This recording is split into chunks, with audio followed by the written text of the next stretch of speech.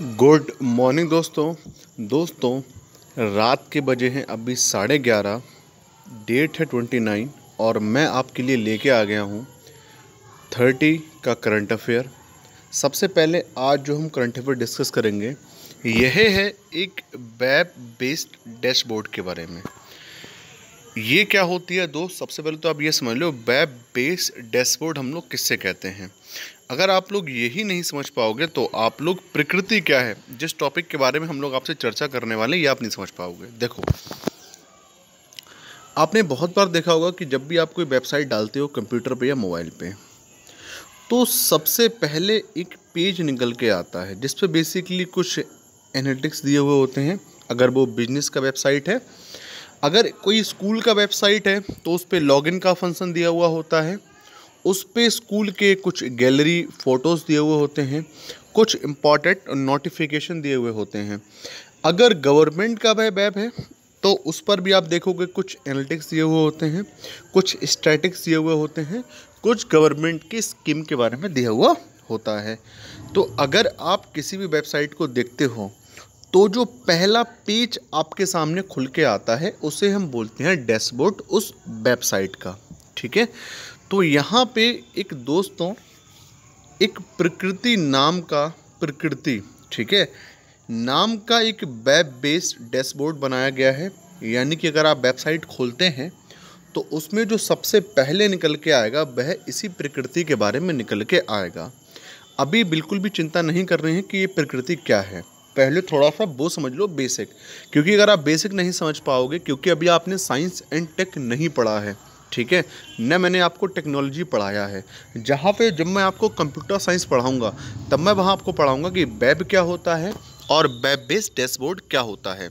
अभी आप लोग इतना समझ लीजिए कि हम जब भी किसी वेबसाइट को ओपन करते हैं तो सबसे ऊपर जो हमारे को पेज दिखता है उसी को हम बोलते हैं दोस्तों वेब बेस्ड डैशबोर्ड। अब प्रकृति जिसके बारे में आज हम लोग बात करने वाले हैं, यह वह प्रकृति नहीं है जिसको आप लोग पढ़ के सोच रहे हो, ये कोई डिफरेंट प्रकृति है।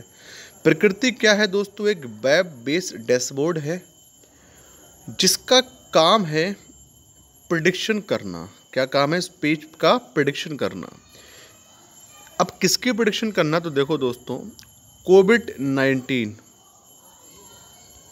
पूरे ग्लोबल वर्ल्ड में जितनी भी कंट्री मैप के ऊपर हैं सभी के ऊपर एक आफत बना हुआ है। हमारे ग्लोब पे जितनी भी कंट्रीज़ आती हैं, ठीक है, उनके लिए एक बहुत बड़ा डिजास्टर है इस समय पे। तो ये जो प्रकृति डैशबोर्ड है ये दोस्तों प्रिडिक्शन का काम करेगा कोविड-19 के बारे में।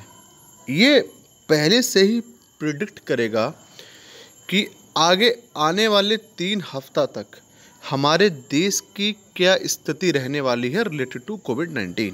यानी कि जो प्रकृति है, ये जो डैशबोर्ड है, इसको बेसिकली जो चलाएंगे वह दोस्तों क्या करेंगे, प्रेडिक्शन देंगे कोविड-19 के बारे में, वो भी 3 हफ्ते आगे की, जिससे हम लोग फ्यूचर में क्या स्थिति बनने वाली है इसके बारे में जान पाएँ और जो भी एफर्ट कर रहे हैं वह उस हिसाब से एफर्ट करें।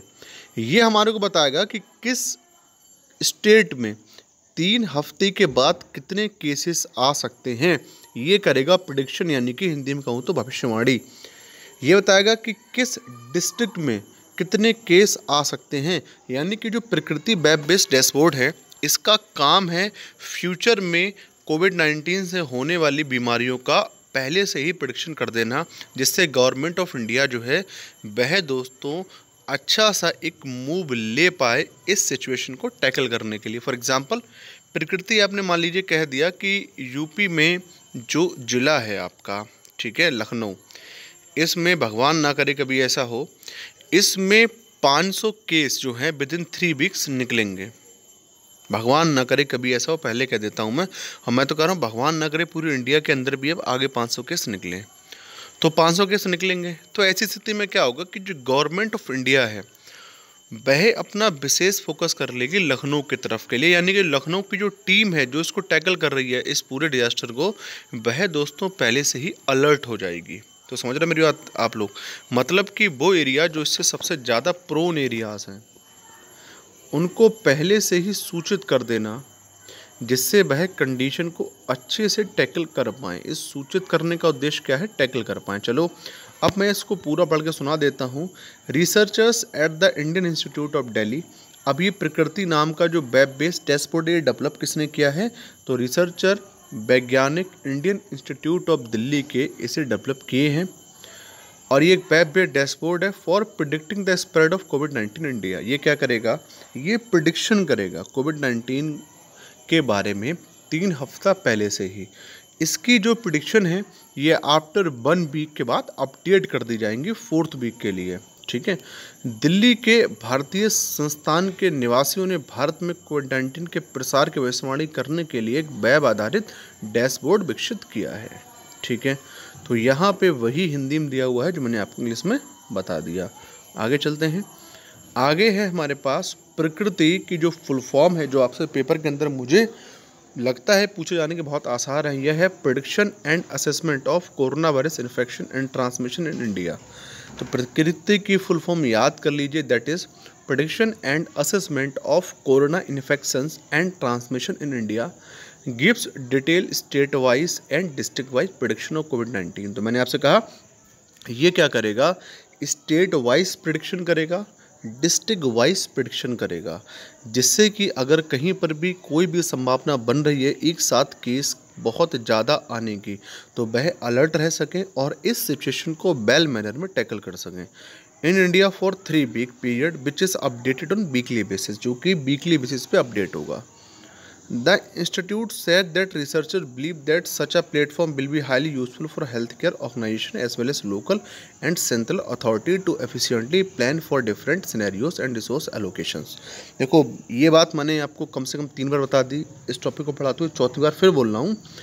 ऐसा करने के पीछे उद्देश्य ये है कि जो भी मान लीजिए कोई पर्टिकुलर डिस्ट्रिक्ट है जिसका मैंने नाम दे दिया ए, इसमें क्या किया प्रकृति डैशबोर्ड ने बताया कि केसेस बहुत ज़्यादा रहने वाले हैं, तो वहाँ पे जो भी मेडिकल टीम काम कर रही होगी, जो भी पुलिस वर्कर काम कर रहे होंगे, वह पहले से ही क्या हो जाएंगे? अलर्ट हो जाएंगे, जिससे कि उस सिचुएशन को अच्छे से हम लोग निपट सकें, उस सिचुएशन से बहुत अच्छी तरीके से शानदार तरीके से हम लड़ाई कर सकें।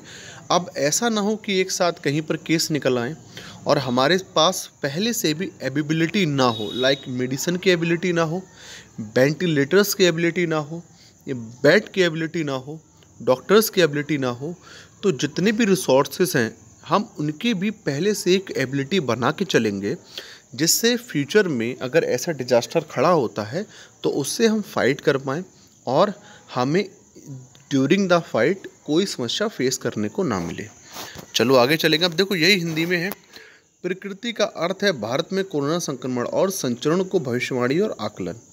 अब देखो यहाँ पे क्या है कि मैंने ट्रांसलेशन में इसका जो फुल फॉर्म है वह रख दिया है, लेकिन आपको हिंदी वाला फुल फॉर्म नहीं याद करना है, क्योंकि पेपर में जो फुल फॉर्म पूछा जाएगा वह इंग्लिश वाला ही पूछा जाएगा, हिंदी वाला नहीं पूछा जाएगा। तो आप अगर हिंदी भाषी मित्र हैं मेरे, तो आप इंग्लिश वाला याद करें, हिंदी वाला ना याद करें। एक्चुअल में रखा इसलिए है क्योंकि बच्चों को ये समस्या होती है कि क्लास बस इंग्लिश में होती है, हिंदी में नहीं होती है। 3 सप्ताह की अवधि के लिए भारत में कोविड-19 मामलों की विस्तृत राज्यभर, ठीक है, राज्यभर यानी राज्य के हिसाब से, और जिलेवार यानी जिले के हिसाब से भविष्यवाणी देता है। ठीक है, तो उसका काम है भविष्यवाणी देना राज्य के हिसाब से, जिले के हिसाब से, जिसे साप्ताहिक आधार पर अपडेट किया जाता है। संस्थान ने कहा कि शोधकर्ताओं का मानना है कि इस तरह का मंच स्वास्थ्य संगठनों के साथ साथ स्थानीय और केंद्रीय प्राधिकरणों के लिए विभिन्न परिदृश्यों और संसाधन आवंटन की कुशलता की योजना बनाने के लिए अत्यधिक उपयोगी होगा। ठीक है, तो मैंने ये आपको पीछे बता दिया। प्रकृति प्रोवाइड द आरओ वैल्यू। अब एक चीज़ समझ लो, आरओ वैल्यू ये क्या होती है। देखो मैं जब आपको बायो पढ़ाऊँगा तो वहाँ भी आपको बताऊँगा ये आरओ वैल्यू क्या है। मैं आपको वायरोलॉजी पढ़ाऊँगा, ठीक है, जहाँ पे मैं आपको वायरोलॉजी पढ़ाऊँगा, वायरस के बारे में पढ़ाऊँगा, वहाँ पे बताऊँगा आपको आरओ वैल्यू क्या होती है। लेकिन अभी आप समझ लो ये क्या होती है, क्योंकि करंट अफेयर बच्चे के तभी समझ में नहीं आता है जब बच्चे का बेसिक क्लियर नहीं होता है। तो मैंने ये प्रण लिया है कि मैं जितना करंट अफेयर कराऊंगा उसमें जितना बेसिक है सब बताऊंगा, चाहे वीडियो लंबी हो जाए लेकिन बेसिक एक एक बेसिक बताऊंगा, जिससे कोई बच्चा पढ़े, चाहे उसे तैयारी करते हुए 1 महीना हुआ हो, चाहे 1 दिन हुआ हो, चाहे 1 साल हुई हो, चाहे 10 साल हो गई हो, समझ में उसके तुरंत है ना वो समझ में आना चाहिए। देखो आर वैल्यू यार कुछ नहीं होता, एक पर्सन से एक डिजीज जो है वह कितने लोगों में फैल रही है, ठीक है, that is called RO value. Okay, यानी कि एक पर्सन से डिजीज कितने पर्सन्स में स्प्रेड हो रही है ऑन एन एवरेज अगर हम निकालें तो ये कहलाती है आरओ वैल्यू। आपने इकोनॉमिक्स में पढ़ा होगा इनकम पर कैपिटा, ये वर्ड पढ़ा होगा आपने, इनकम पर कैपिटा। हम लोग इसमें क्या करते हैं, पूरी कंट्री का देखते हैं कितना इनकम है, अब वो नेशनल इनकम के द्वारा देखा जाता है। इकोनॉमिक्स ज़्यादा नहीं घुसाऊंगा, मैं बस आपको अपनी बात समझाना चाह रहा हूँ। नेशनल इनकम काउंट करने को हमारे को जीडीपी मेथड है, ठीक है, हमारे पास जीएनपी मेथड है, हमारे पास एनएनपी मेथड है। तो बेसिकली हम लोग आज अपनी नेशनल इनकम को मेजर करते हैं जीडीपी की सहायता से, वो बातें अलग हैं। तो अगर हमारे को नेशनल इनकम काउंट करनी है तो हम लोग करते क्या हैं, ये रही नेशनल इनकम हमारी ऊपर, ये मान लो 10,000 करोड़ है, भारत में रहते हैं 125 करोड़, डिवाइड कर दी, पता लग जाता है कि प्रति आय व्यक्ति कितनी है। तो यहाँ हमने क्या किया, एक एवरेज इनकम निकाल ली। इसी तरीके से जो ये आरओ वैल्यू का सिस्टम है ये यही है कि एक पर्सन से जो इन्फेक्शन है वह कितने पर्सन में फैला, इसकी हम लोग एक एवरेज वैल्यू निकालेंगे। यह भी इस प्रकृति वेब बेस्ड डैशबोर्ड के द्वारा आपको प्रोवाइड कराई जाएगी। तो यही कहा जा रहा है यहाँ पे, प्रकृति provide the RO value of each district, हर एक डिस्ट्रिक्ट की आरओ वैल्यू दी जाएगी, यानी कि वहाँ पे कितने पर्सन से एक इन्फेक्शन जो है दूसरे बंदे के अंदर फैला, and state base on data available from the ministry of health and family welfare, और स्टेट बेस भी दिया जाएगा। अब ये डेटा कहाँ से लिया जाएगा इसको बता पाने के लिए कि कितने एक से कितने फैल रहा है, तो इस डेटा को कलेक्ट करने के लिए हेल्प की जाएगी ministry of health and family welfare की, दूसरा नेशनल डिजास्टर मैनेजमेंट की, तीसरा authority and the world health organisation की। हिंदी में पढ़ते हैं, प्रकृति स्वास्थ्य और परिवार कल्याण मंत्रालय, राष्ट्रीय आपदा प्रबंधन प्राधिकरण और विश्व स्वास्थ्य संगठन से उपलब्ध आंकड़ों के आधार पर प्रत्येक जिले और राज्य का आरओ वैल्यू यानी मूल प्रदान करना है। ठीक है, मैंने आपको बता दिया। अब देखो ये क्या है, यहाँ पे 3 वर्ड हैं जो कि है सिम्टोमेटिक, दूसरा है एसिम्टोमेटिक, तीसरा है प्री सिम्टोमेटिक। ये वर्ड क्या है, एसिम्टोमेटिक, प्री सिम्टोमेटिक और सिम्टोमेटिक। अब ये वर्ड अगर कहीं पर भी मैंने पढ़े होते तो मैं तुम्हें बता देता कि बायो में यहाँ पे पढ़ लो, नहीं, ये वर्ड WHO के द्वारा क्वाइन किए गए हैं अभी नए। ये हैं the WHO recognises 3 stage of covid transmission, asymptomatic, pre symptomatic और सिम्टोमेटिक। यानी कि यहाँ पे जो WHO है उसने 3 नए टर्म को क्वाइन किया है कोविड-19 को एक्सप्लेन करने के लिए, यानी कि उसका जो स्प्रेड है वह एक्सप्लेन करने के लिए। यहाँ पे बेसिकली WHO इन 3 शब्दों को इसलिए यूज कर रहा है क्योंकि वो बताना चाहता है कि एक इंसान से दूसरे स्थान में एक व्यक्ति से दूसरे व्यक्ति में यह जो वायरस है ये किस तरीके से स्प्रेड हो रहा है। तो इसको एक्सप्लेन करने के लिए WHO ने ये नए 3 वर्ड जो हैं वो यूज़ करे हैं। अब इन 3 वर्डों का मतलब क्या होता है तो मैं समझा देता हूँ। एसिम्टोमेटिक का मतलब होता है ऐसा पर्सन जो कि अपना जो इन्फेक्शन है वह स्प्रेड कर रहा है दूसरे व्यक्ति के अंदर, लेकिन उस इन्फेक्शन के जो सिम्टम हैं वह उस पर्सन के अंदर भी डेवलप नहीं हुए हैं, तो ऐसे कहते हैं एसिम्टोमेटिक। प्री सिम्टोमेटिक हम लोग किससे कहते हैं, प्री सिम्टोमेटिक हम लोग ऐसी कंडीशन से कहते हैं जहाँ पे पर्सन जो है उसमें थोड़े मोड़े जो हैं वह सिम्टम हैं लेकिन थोड़े मोड़े सिम्टम नहीं हैं। जैसे कि कोरोना वायरस की बात की जाए तो उसमें मेन 3 सिम्टम है, खांसी, बुखार और सांस लेने में तकलीफ। बाकी और कई भी सिम्टम निकल के आ रहे हैं दुनियाओं से, लेकिन यहाँ पे 3 सिम्टम जो है मेन है, सांस लेने में तकलीफ, दूसरा खांसी, तीसरा बुखार। तो यहाँ पे जो 3 सिम्टम्स हैं इनमें थोड़े मोड़े सिम्टम अगर देखने के लिए मिलते हैं और वह पर्सन जब एक व्यक्ति दूसरे व्यक्ति में जब अपने इन्फेक्शन को ट्रांसफ़र कर देता है तो ऐसे कहते हैं प्री सिम्टोमेटिक। अब सिम्टोमेटिक हम लोग किससे कहते हैं? ऐसे कहते हैं जिसके के अंदर पूरे लक्षण हैं, ठीक है, और वह बंदा एक से दूसरे के अंदर उस वायरस को ट्रांसमिट कर रहा है, ठीक है। तो चलो अगर देखो हिंदी में समझें, WHO कोविड-19 ट्रांसमिशन के 3 चरणों को पहचानता है। इस पर्शनोमुख इसे हम कहते हैं एसिम्टोमेटिक, प्रिज्मेटोमुख प्री सिम्टोमेटिक, रोग सूचक सिम्टोमेटिक।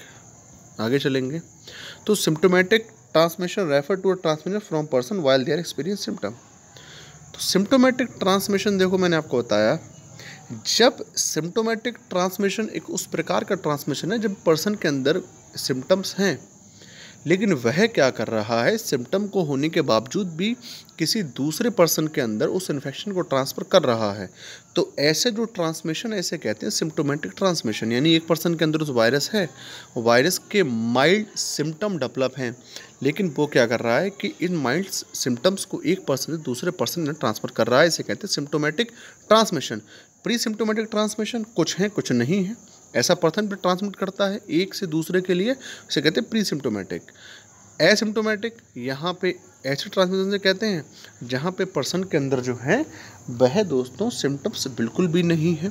जिस पर्सन को ये इन्फेक्शन है उसे भी नहीं पता है कि मेरे को इन्फेक्शन है कि नहीं है, क्योंकि उसके अंदर ये जो सिम्टम्स हैं वो है ही नहीं। अब वह क्या करेगा, जैसे लोगों से मिलता है वैसे मिलेगा, लेकिन लोग अनजान में क्या होंगे, उस पर्सन से इन्फेक्टेड हो जाएंगे। वह तो इन्फेक्टेड है ही है, सामने वाला भी इन्फेक्टेड हो जाएगा। तो यहाँ पे मैंने आपको ये 3 टर्म जो हैं ये आपको क्लियर एंड कट वे में बता दिए। अब आपने हिंदी में पढ़ सकते हो। रोग सूचक संचरण एक व्यक्ति से संचरण को संदर्भित करता है जबकि वे लक्षणों का अनुभव कर रहा है।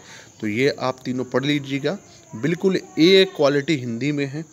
जितनी अच्छी से अच्छी हिंदी हो पा रही है मैं ट्रांसलेशन कर रहा हूँ उसका, और यहाँ पे आप देख सकते हो पूरी स्लाइड के अंदर हिंदी का एक बहुत बेहतरीन ट्रांसलेशन है।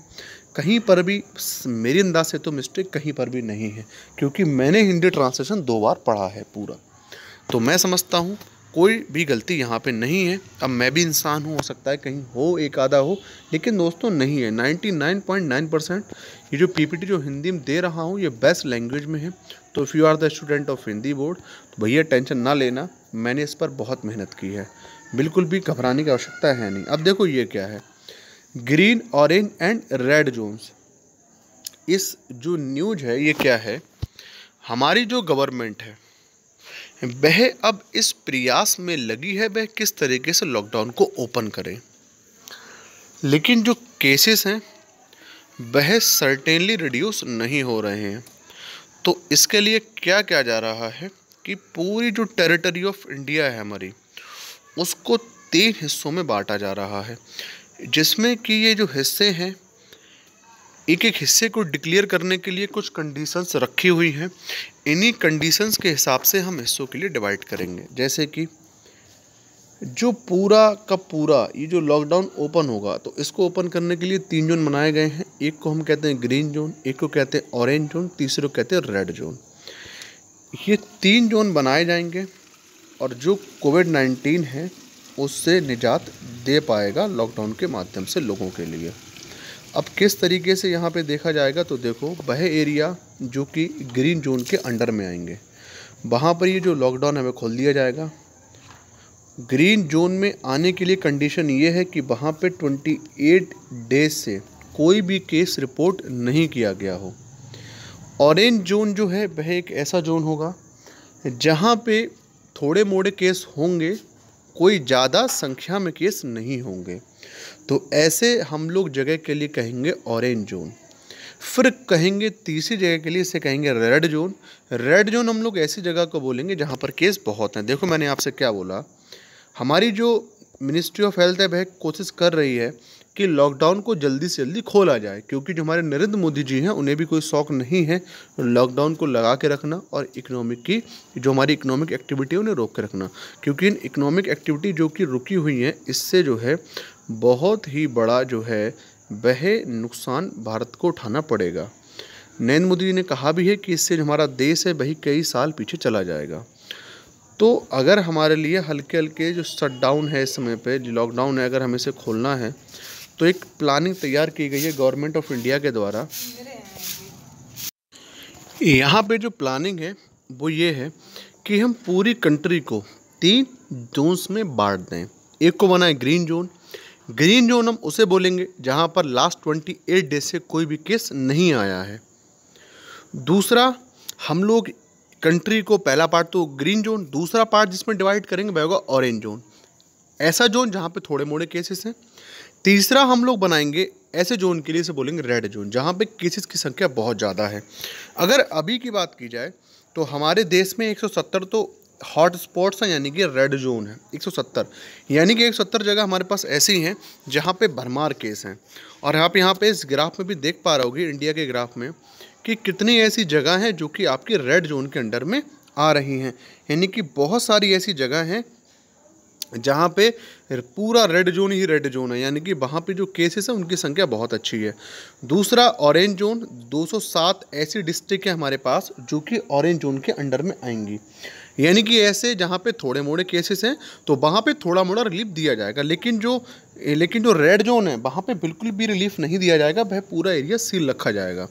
फिर है हमारे पास ग्रीन जोन, ये 359 डिस्ट्रिक्ट हैं जहाँ पे जो केसेस हैं वह बहुत कम देखने के लिए मिले हैं।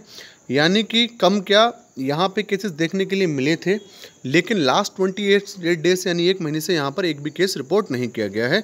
तो यूनियन हेल्थ मिनिस्ट्री है डिक्लेयर्ड 170 डिस्ट्रिक्ट है हॉट स्पॉट। 170 तो वो जगह होंगी जो हॉट स्पॉट होंगी, यानी रेड जोन होंगे, वहाँ पे कोई भी राहत नहीं दी जाएगी। Amid the spike in the number of fresh cases, अब ये इसलिए इसे हॉटस्पॉट बनाया गया क्योंकि यहाँ लास्ट डेज से काफ़ी स्पाइक हुआ है केसेस में, बहुत केस बढ़े हैं। And death due to corona virus India, यहाँ पे डेथ भी हुई हैं। District of hot red zone are दो seeing new infection double is less than every 4 days. Red zone basically उन एरियाज़ को भी हम लोग बोल सकते हैं जहाँ पे हर 5वें दिन केसेस जो है वो डबल हो रहे हैं। 23.1% of India district are red zone. 23% जो इंडिया की टेरिटरी है इसमें, 100% जो इंडिया की टेरिटरी है इसमें 23% जो डिस्ट्रिक्ट आती हैं वह रेड जोन के अंडर में आएंगी। 51.2% of India district have reported cases और 38.9% of Maharashtra district are in red zone. Maharashtra district की बात की जाए तो यहाँ पर जो है ये 38.9% आएंगी। ठीक है, तो यहाँ पे कुछ डेटा है, आप इस डेटे को आराम से पढ़ सकते हैं। मेन डेटा आपको यहाँ पढ़ना है वो है ये इस डेटे को आपको ध्यान रखना है। बाकी इसको अगर भूल भी जाते हो तब भी कोई टेंशन लेने की आवश्यकता आपको है नहीं। तो चलो, मैंने पीपीटी में आपके लिए बहुत कुछ लिखा है वो दिखा देता हूँ। गवर्नमेंट ने क्या किया है कि पूरी जो टेरिटरी ऑफ इंडिया है उसे डिमार्केट किया है 3 जोन्स के अंदर। एक जोन को कहा है ग्रीन, दूसरे को कहा है ऑरेंज, तीसरे को कहा है रेड। ग्रीन जोन वो होंगे जहाँ पर कोई केस रिपोर्ट नहीं किया गया है 28 दिनों से। ऑरेंज जोन वो होंगे जहाँ पर कुछ केसेस हैं, लाइक हमारा बरेली। रेड जोन्स वो होंगे जहाँ पर लार्ज नंबर ऑफ केसेस हैं, जैसे कि हम बात कर सकते हैं प्रेजेंट टाइम के ऊपर लखनऊ की।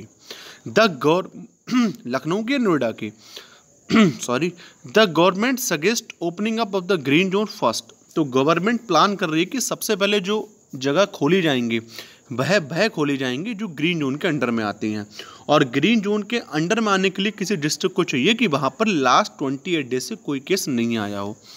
But these zones may have many asymptom, ठीक है, एसिम्टोमेटिक। अब एसिम्टोमेटिक इससे, लेकिन यहाँ पे बहुत सारे एसिम्टोमेटिक हैं, यानी कि ये अंदेशा है कि सबसे पहले ग्रीन जोन खुलेगा, लेकिन इस गवर्नमेंट को अंदेशा है कि यहाँ पे बहुत सारे लोग ऐसे हैं जो एसिम्टोमेटिक है, यानी इनके अंदर सिम्टम्स हैं, लेकिन वो जो है अभी मैच्योर स्टेज में नहीं आए हैं, यानी कि वह भी स्टेज में नहीं आए कि लोगों को फील हो कि कोरोना वायरस हो रखा है। तो गवर्नमेंट को ये डर है। एसिम्टोमेटिक आप मतलब जानिए infected people with no symptom, ठीक है, इन्फेक्टेड है लेकिन सिम्टम भी अगर नहीं हुए हैं। चलो आगे चलते हैं, ये पूरा हिंदी में लिखा हुआ आप इसे पढ़ सकते हैं। Delhi government found recently that 25% of those who tested positive had no symptoms. अब आप समझ लीजिए कितनी बड़ी बात है। दिल्ली में ऐसे 25% केस निकले हैं जो कि पॉजिटिव पाए गए हैं और जिनमें भैया कतई सिम्टम है ही नहीं। China had 44% asymptomatic cases. China के पास भी ऐसे 40% केसेस थे जिनके अंदर दोस्तों सिम्टम नहीं थे लेकिन वह पॉजिटिव पाए गए। These are very high figures, और ये इतनी हाई फिगर्स हैं कि हमारे लिए अगर ग्रीन जोन को भी खोलना है तो उससे पहले हमारे को 50 बार सोचना पड़ेगा कि कहीं ऐसा ना हो कि जिन जगह हम लोग लॉकडाउन में थोड़ा सा भी रिलीफ दें वह एक तरीके से बहुत नेगेटिव प्रभाव छोड़े। अब हम बात करते हैं केमिकल एक्सपोर्ट की। देखो भारत का जो केमिकल एक्सपोर्ट है ये 7% बढ़ गया है और अब ये हो गया है 2.68 लाख करोड़ का।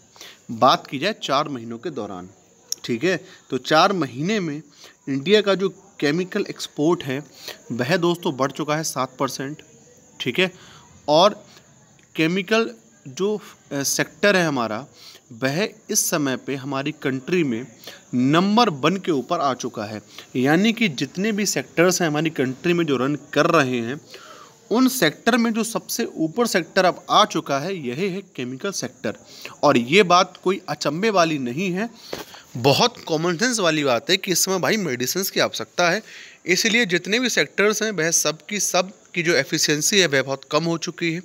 उनकी एफिशिएंसी अगर कम हो चुकी तो सीधी सी बात उनकी वॉल्यूम भी कम होगी, उनकी वॉल्यूम कम है तो सीधी सी बात है जो केमिकल जो सेक्टर है उसकी वॉल्यूम बढ़ेगी और वह इसे एक्सीड कर जाएगा। तो यहाँ पे वही लिखा हुआ है, आप लोग से पढ़ सकते हो, हिंदी में पढ़ देता हूँ। पिछले वित्त वर्ष की पहली अवधि के दौरान भारत का रासायनिक निर्यात 7% से बढ़कर 2.68 लाख करोड़ रुपए हो गया है, जो पहली बार देश का शीर्ष निर्यात क्षेत्र बन गया है। अब देखो अब इसके बारे में पढ़ लेते हैं थोड़ा सा। यूनियन मिनिस्टर जो हैं हमारे, जो कि हैं डी.वी. सदानंद गौड़ा साहब, उन्होंने कॉन्ग्रेचुलेट किया है, बहुत बहुत बधाइयाँ दी हैं भैया केमिकल और पेट्रोकेमिकल्स इंडस्ट्री के लिए। अब किस लिए बधाइयाँ दी गई हैं, आप इतना कॉमन सेंस आप समझ सकते हो, इसलिए बधाइयाँ दी गई हैं क्योंकि भैया अब आप चमक रहे हो, अब आप नंबर 1 पे हो। ड्यूरिंग अप्रैल 2019 यानी 2019 यानी 2019, इतने टाइम के बाद बीच की बात की जाए, अप्रैल 2019 से जनवरी 2020, the export of chemicals grow by 7.43% over the corresponding period of previous fiscal. अगर पिछली फिस्कल ईयर को देखा जाए तो इस फिस्कल ईयर में हमारा जो एक्सपोर्ट है मेडिसिन्स का यह बढ़ा है 7.43%। ये हिंदी में दिया हुआ है, मैं भी इसे पढ़ देता हूँ। केंद्रीय रसायन और उर्वरक मंत्री डी.वी. सदानंद गौड़ा ने पहली बार देश के शीर्ष निर्यातक क्षेत्र बनने पर रसायन और पेट्रोकेमिकल्स उद्योग को बधाई दी। अप्रैल 2019 के दौरान रसायनों का निर्यात पिछले वित्त वर्ष की इसी अवधि में 7.43% बढ़ा। चलो, total export of chemical during this period 2.68 lakh crore rupees. This constituent 14.35% of total export. यानी कि हमारा भारत जितना टोटल एक्सपोर्ट करता है उसमें लगभग 15% जो एक्सपोर्ट हो रहा है वह अभी पेट्रोकेमिकल प्रोडक्ट हो रहा है। तो ये बहुत ही अच्छी बात है इंडिया के लिए। इसीलिए जो पेट्रोकेमिकल मिनिस्टर हैं हमारे गौड़ा साहब जी, उन्होंने सभी के लिए बधाइयाँ दी हैं कि साहब बहुत बहुत बधाइयाँ हैं सभी के लिए। मध्य प्रदेश लॉन्चेस जीवन शक्ति योजना। देखो ये क्या है, मध्य प्रदेश जो गवर्नमेंट है वह जो मध्य प्रदेश की महिलाएं हैं उन्हें प्रोत्साहित कर रही है घर पे मास्क बनाने के लिए, जिसके एवज में जो मध्य प्रदेश सरकार है वह प्रति मास्क का जो है वह 11 रुपये देगी। तो ये जो पूरा मिशन है इसे बोला गया है जीवन शक्ति योजना। इसमें क्या है तो पढ़ लेते हैं। मध्य प्रदेश सीएम शिवराज सिंह लॉन्च जीवन शक्ति योजना। तो मध्य प्रदेश के जो सीएम हैं शिवराज सिंह, उन्होंने एक नया कैंपेन लॉन्च किया है जिसका नाम है जीवन शक्ति योजना, जिसका टारगेट है महिलाओं से मास्क बनवाना और उन्हें 11 रुपया देना। पर मास्क 11 रुपया देना, जिससे महिलाओं का वेलबींग हो सके और जो गवर्नमेंट है उसका भी काम चल सके। Under this scheme women will prepare mask in homes at urban areas. मतलब कि जो अर्बन एरिया, आप जानते हो ना 2 एरिया होते हैं, रूरल और अर्बन, रूरल गांव, अर्बन शहर। तो यहाँ पे इस स्कीम के अंतर्गत अर्बन एरियाज़ में जो महिलाएं रहती हैं उन्हें कुछ मुनाफा कमाने का सरकार के द्वारा बहुत शानदार जो है मौका मिला है। मौके में यह है कि आप एक मास्क बनाइए, गवर्नमेंट आपको 11 रुपये तुरंत देगी।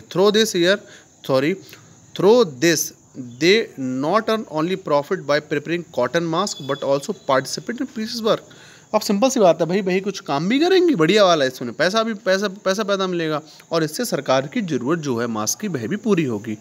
सीएम ने इन्फॉर्म किया है वुमेन विशिंग टू, अच्छा सीएम ने इन्फॉर्म किया भैया अगर किसी की इच्छा है, किसी को मास्क बनाने में इंटरेस्ट है और किसी को एक मास्क का 11 रुपये लेना है तो भाई कॉल कर लें इस नंबर पे। ये हिंदी में है। इसके माध्यम से ना केवल कपास का मुखौटा, सॉरी ये कॉटन है कि ठीक, तो ये हिंदी में है, आप इसको पढ़ सकते हो। मैं आगे चलता हूँ। चलिए आज के लिए हमारे पास इतना ही है भाई। करंट अफेयर में जितना इम्पोर्टेंट न्यूज़ थी सारी मैंने भैया 30 मिनट में कवर करने की कोशिश की। Thank you.